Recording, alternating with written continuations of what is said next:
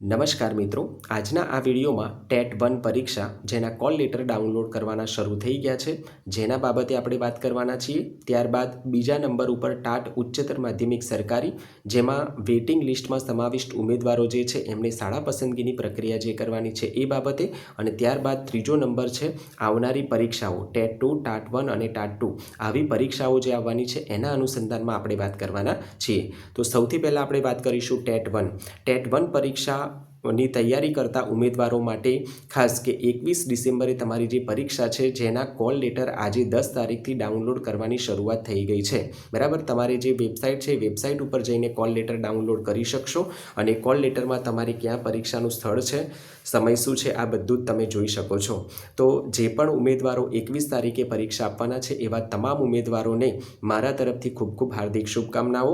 તમારી પરીક્ષા ખૂબ સારી જાય અને તમે સારી એવી નોકરી ઉપર લાગો એવી શુભકામના હું મારા તરફથી પાઠવું છું। આ ટેટ 1ની પરીક્ષા આપવાવાળા ઉમેદવારો માટે પણ ખાસ એક મેસેજ હું આપવા માંગુ છું કે છેલ્લા 10 થી 11 દિવસ તમારી પરીક્ષા માટેના બચ્યા છે, તો જે મિત્રો સોશિયલ મીડિયા, યુટ્યુબ છે આવી બધી ચેનલો ઉપર જઈને કેટલુંક વાંચતા હોય છે, તો એવા મિત્રોને ખાસ એક બાબત એ પણ ધ્યાનમાં લેજો કે તમારી જોડે સમય ઓછો છે હવે, બરાબર।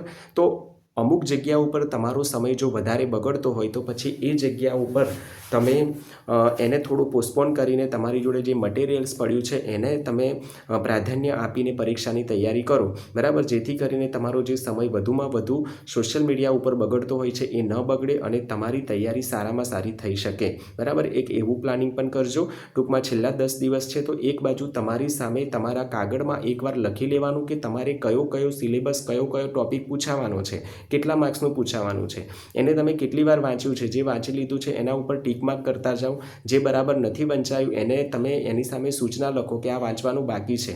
એક આવી કાચી યાદી બનાવીને પણ તમે ધ્યાનમાં રાખો અને એને ડિવાઈડ કરી દો કયા દિવસે કેટલું વાંચશો, તો એક આવું પણ પ્લાનિંગ તમે સરસ મજાનું કરી શકો છો અને સારી એવી છેલ્લા 10 દિવસમાં પરીક્ષાની તૈયારી કરી શકો છો। ત્યારબાદ ટાટ ઉચ્ચતર માધ્યમિક સરકારી જેના વેઇટિંગ લિસ્ટમાં જે ઉમેદવારોના નામ હતા, બરાબર, એવા ઉમેદવારો એટલે કે 23, હવે 2 નંબરની 2 પ્રકારની યાદી આપણને સૂચનાઓમાં મૂકી છે, તો 2 પ્રકારની યાદીને ખાસ સમજી લઈએ। લિસ્ટ એ અને બીજું છે 23/9/2025। હવે લિસ્ટ એમાં કોનું નામ છે, તો જે ઉમેદવારો એમનું મેરિટ સારું હતું, બરાબર, અને અગાઉ એમને શાળાઓ ઓછી પસંદ કરી હતી પણ એમને શાળા મળી હતી નહીં, બરાબર। તો નામદાર હાઈકોર્ટે જે ચુકાદો આપ્યો એ ચુકાદાને આધીન આવા ઉમેદવારોને ફરી એક તક આપવામાં આવી છે। આવા જે ઉમેદવારો છે એમને લિસ્ટ એમાં મૂકવામાં આવ્યા છે, તો આવા ઉમેદવારો પણ શાળા પસંદગી કરશે અને 23/9/2025ની જે યાદી છે એ યાદીમાં સમાવિષ્ટ જે ઉમેદવારો છે એ ઉમેદવારો પણ શાળા પસંદગીની જે પ્રક્રિયા આજે તારીખ 10ના રોજ શરૂઆત થઈ છે એમાં એ ઉમેદવારો ભાગ લઈ શકશે।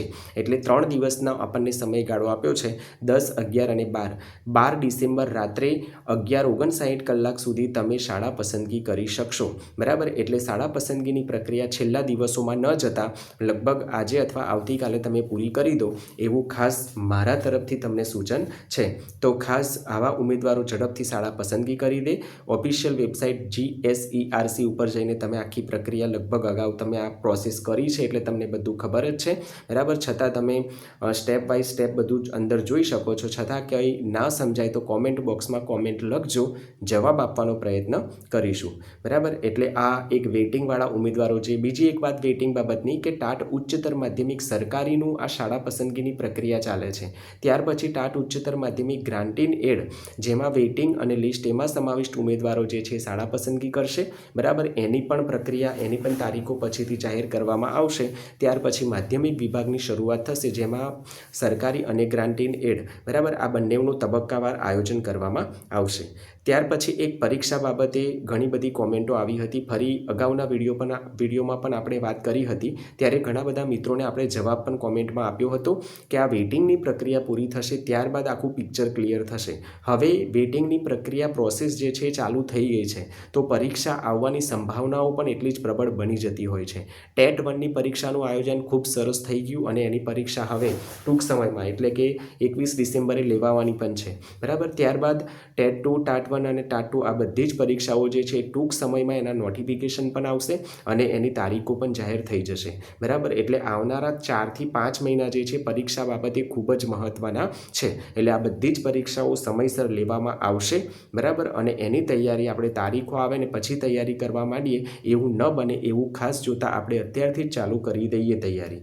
તો આજના વિડીયોમાં ટેટ 1ના ઉમેદવારો, વેટિંગમાં સમાવિષ્ટ ઉમેદવારો, ત્યારબાદ જે આવનારી પરીક્ષા છે પરીક્ષાઓની જે તૈયારી કરતા ઉમેદવારો, આ ત્રણેય મુદ્દા ઉપર આપણે વાત કરી છે. વિડીયો બાબતે અથવા કોઈ પ્રશ્ન હોય તો કોમેન્ટ લખજો, જવાબ આપવાનો પ્રયત્ન કરીશું. વિડીયો અહીંયા પૂરો કરીએ છીએ. અસ્તુ. જય હિન્દ, જય ભારત.